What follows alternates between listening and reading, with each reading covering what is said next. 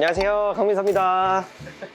아니 텐션이 좀 떨어진 것 같은데? 어제 아주 격렬한 언스페셜 데이, 아주 많은 분들이 오셔서 즐겁게 행사를 하고 레시피를 정확하게 알려드리기 위해서 부랴부랴 아침에 움직여 보았습니다. 언스페셜 데이 시그니처 레시피 되게 인기가 많았잖아요. 위드런치 블렌드와 함께 하신다면 맛있게 드실 수 있을 것 같고, 위드런치 블렌드가 없다면 에티오피아 계열의 커피를 사용을 한다면 맛있는 음료를 만들 수 있지 않을까라고 생각을 합니다. 컨셉은 디저트와 같은 느낌으로 만들었어요. 그래서 이름이 애프터 런치입니다. 식후에 먹는 디저트와 같은 개념으로 만들었기 때문에 한 입 먹어봤을 때는 마치 블루베리 크림치즈 케이크를 연상케 하는 그런 음료라고 보시면 될 것 같습니다. 저희가 준비해드린 재료로 즉석에서 만드셨잖아요. 네, 그때 당시에 주성현 본부장님께서 주셨던 커피 자체가 단맛이 굉장히 좋고 질감이 되게 좋은데, 위드런치 블렌드 자체가 주시랑 베리 뉘앙스가 굉장히 강하게 느껴지더라고요. 어떻게 하면 좀 대중성을 갖춘 음료로 판매를 할 수 있을까 생각을 했을 때, 베리는 호불호 없이 드시더라고요. 그럼 거기서 베리 노트를 좀 꺼내오는 게 좋을 것 같고, 당시에 깔려 있었던 대부분의 재료들이 베리류의 잼들이 좀 많아서 믹스 매치를 하면 좋을 수 있겠다라는 생각이 들었고, 쉐이커를 혹시 몰라서 챙겼어요. 크림 펀치로 해서 처음부터 끝까지 맛있게 먹을 수 있는 음료를 만들어야겠다라고 좀 생각을 했고, 그러다 보니까 좀 각 잡고 만들어진 결과가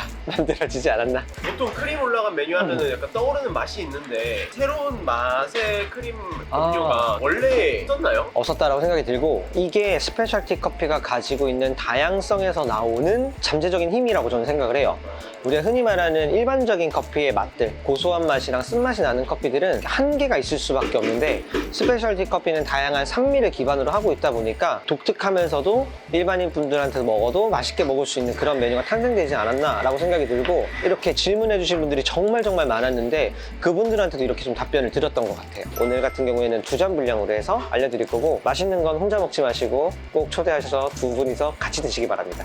고소한 맛이 많은 휘핑크림 말고 생크림 사용해 주시면 되고요. 단맛을 주로 담당하게 되는 건 갈색 설탕입니다. 이거는 블루베리 잼입니다. 블루베리 잼 없으면 라즈베리보다는 그냥 포도잼을 사용하시는 게 재료에 맞을 것 같습니다. 시럽보다 조금 더 과육의 풍미가 좋다라고 판단을 해서 퓨레를 좀 사용을 했고요. 그 다음에 이제 포도주스, 물맛이 많은 포도주스보다는 과일의 맛이 많이 나는 포도주스를 사용을 하시는 게 좋습니다. 그 다음에는 복숭아 주스입니다. 쿨피스나 주시쿨 같은 자두 맛이나 복숭아 맛으로 좀 대체하셔도 좋습니다. 오늘 저는 크림을 치기 위해서 이 쉐이커를 사용을 해서 흔들 건데, 집에 있는 텀블러를 이용을 해서 꽉 닫은 다음에 쉐이킹을 해서 크림의 질감을 만들어 주셔도 됩니다. 에스프레소를 뽑고 나서 다시 한번 음료를 만들어 보도록 할게요. 어제 사용했었던 위드런치 블렌드를 사용해서 오늘 커피 뽑겠습니다. 총 21g으로 추출을 진행할게요.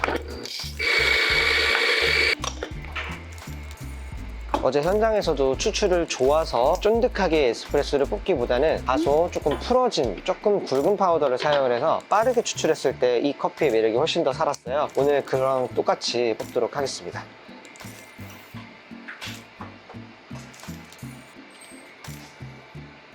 총 2번을 뽑아서 80g의 에스프레소를 좀 차갑게 식혀주는 형태로 해서 온도를 맞춰주시고, 얘를 완전히 차갑게 식혀주시면 됩니다. 포도주스는 60g이 들어가는데 총 120g을 한 번에 넣어주겠습니다. 복숭아 주스는 한 잔 분량 20g이 들어가서 지금은 40g 넣겠습니다.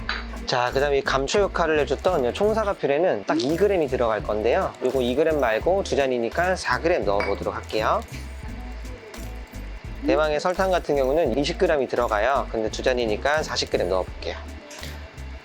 뜨거운 게 없어도 생각보다 굉장히 잘 녹습니다. 얘네들을 완전히 녹여주시면 됩니다. 돌렸을 때 설탕이 돌아가는 소리가 들리는데 돌아가지 않을 정도로만 돌려주시면 돼요. 자, 그런 다음 이렇게 차갑게 칠링해준 에스프레소를 부어줍니다.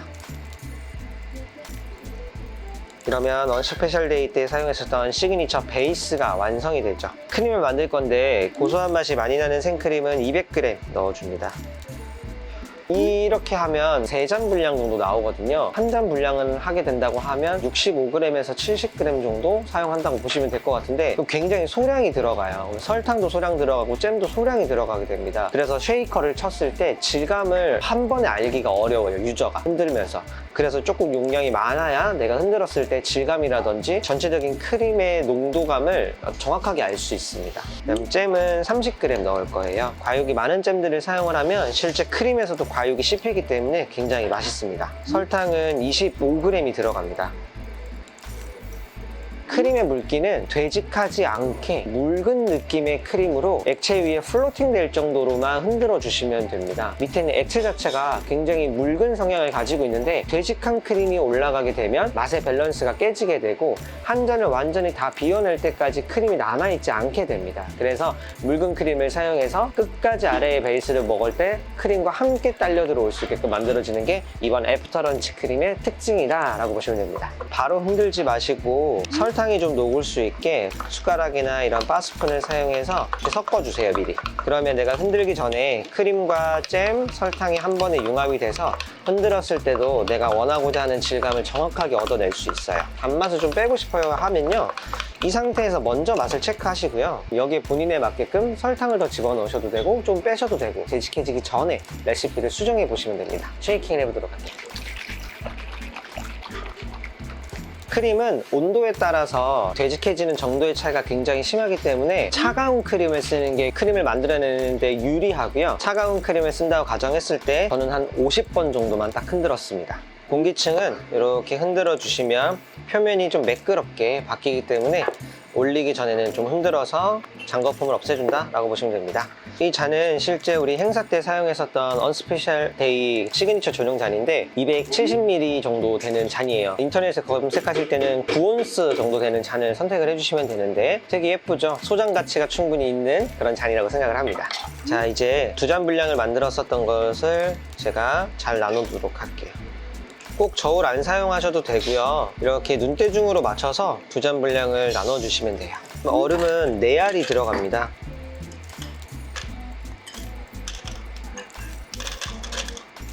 크림을 올려주세요.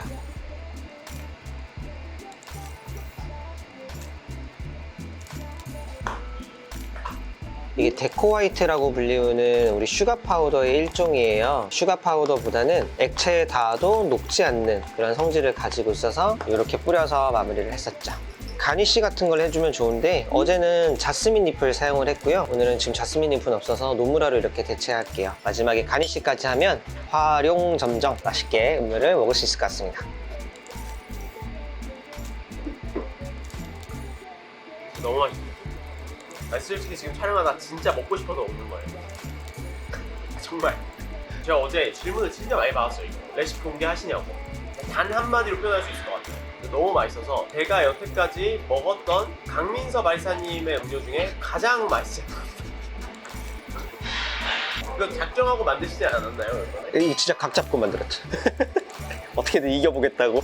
어제 그 얘기를 정말 많이 했는데 이 10만 유튜버의 갑질, 그리고 PD님들의 계략, 그다음에 모든 걸 파헤치겠다. 그래서 오프라인 행사에 오셨던 분들이 많이 반증을 해주실 거라고 저는 생각을 하고 있고요. 너무 맛있게 즐기고 돌아가셔서 저 또한 되게 감동적으로 되게 다가왔었던 것 같고, 누가 먹어도 좀 호불호 없이, 그리고 언스페셜 데이의 기획 의도답게 스페셜티 커피를 모르는 일반인 분들한테도 즐겁게 추천을 해줄 수 있을 만한 메뉴가 탄생됐다라고 생각이 돼서 너무너무 기쁘게 생각을 합니다. 여러분 꼭 한번 만들어서 먹어보시길 바래요. 안녕하세요. 어제 행사는 잘 하고 잘 쉬셨어요? 너무 감사한 마음으로 많은 분들을 또 만나 뵙고, 오히려 많이 기다리셨을 텐데 저희를 걱정해 주시는 모습들을 보고 열정과 에너지를 많이 받고 왔던 하루였어서 잠을 덜 자긴 했지만 그래도 그 에너지 덕분에 오늘 하루를 잘 보낼 수 있을 것 같아요. 어제 그렇게 고생했는데 상태가 저는 정말 세월의 풍파를 제대로 얻어받았습니다. 지금 얼굴을 두들겨 맞으셔가지고 오신 분들이 진짜 시그니처 메뉴 너무 좋아해 주셨어요. 다행입니다. 그중에서도 웰컴 드링크 너무 맛있다고 많이 말씀해 주셨는데 오늘 모든 레시피를 다 공개해드리도록 하겠습니다. 일단 먼저 첫 번째 재료는 위드 런치를 사용한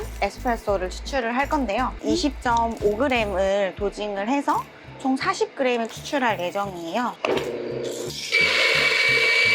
위드런치 블렌드를 처음 맛보셨을 때 시그니처 메뉴를 생각하시게 된 계기가 있어요? 저는 그때 당시에 대결을 하기 전에 웨이팅이 너무 길어졌을 때 그분들을 또 어떻게 음료로 만족시켜드려야 될까에 대한 얘기들을 많이 했었거든요. 근데 그렇게 얘기를 하다 보니까 밖에 계시는 게 너무 덥기도 하니 좀 청량감 있는 스타일의 커피 에이드를 만들어드려야겠다라고 생각을 하기도 했고, 조금 음료 자체가 마셨을 때 기분 좋은 새콤달콤함이 있으면 이분들이 더위를 물리칠 수 있지 않을까 이런 생각이 들었어요. 있어서 조금 청량감 있는 스타일로 탄산수를 좀 사용을 하자라고 생각을 했던 것도 컸었고요. 실제 행사장에서 사용을 했던 음료는 대결했을 때 만들었던 그 레시피에서 조금 더 디벨롭을 시킨 메뉴라고 또 보실 수 있어요.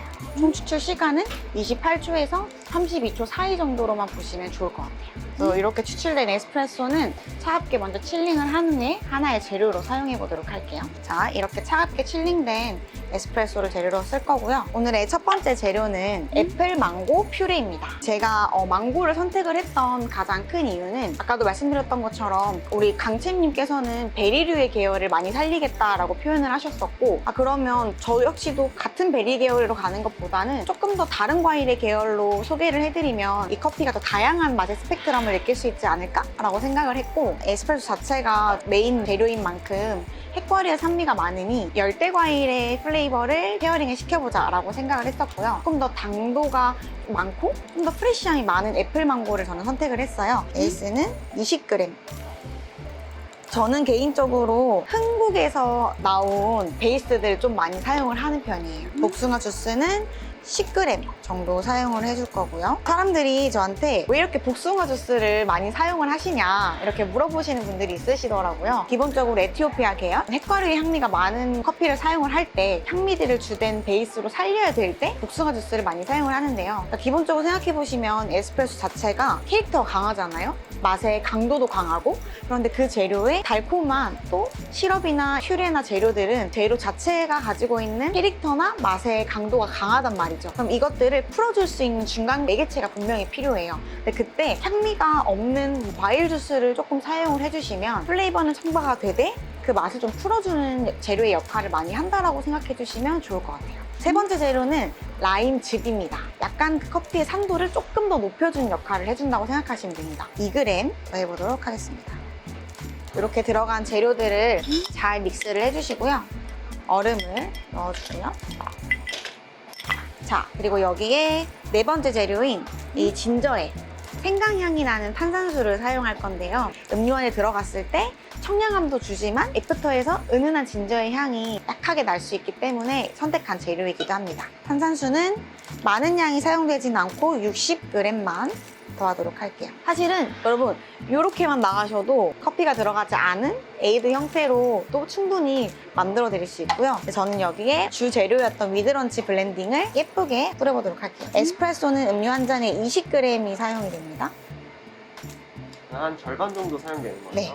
그러니까 한 잔을 추출한다고 했을 때 한 2잔 분량 정도가 나온다고 생각을 해주시면 됩니다. 오늘은 조금 더 예쁜 가니쉬를 활용을 해서 이 레몬 쪽을 앞쪽에 예쁘게 하나 꽂고, 그리고 조금 새로운 가니쉬인 이 파슬리를 한번 사용을 해볼 거예요. 더 상큼해 보이고 더 프레쉬하고 뭔가 더 청량감이 있어 보이는 색감들로 오늘은 이렇게 가니쉬까지 한번 표현을 해봤습니다.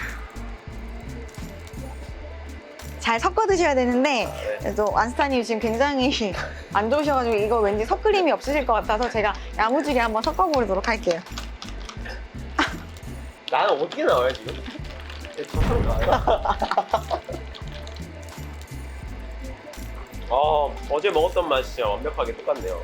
사실 제가 이제 웰컴 드링크를 다시 이런 레시피를 수정을 할 때 제일 많이 생각했던 게 이 행사에 어떻게 보면 첫인상을 제가 담당을 했던 거였잖아요. 근데 다행히 오신 분들이 너무 맛있게 드셔주셔서 너무 감사하고 기뻤습니다. 아까 강채이 만들어주신 음료랑 약간 다른 매력이에요 진짜.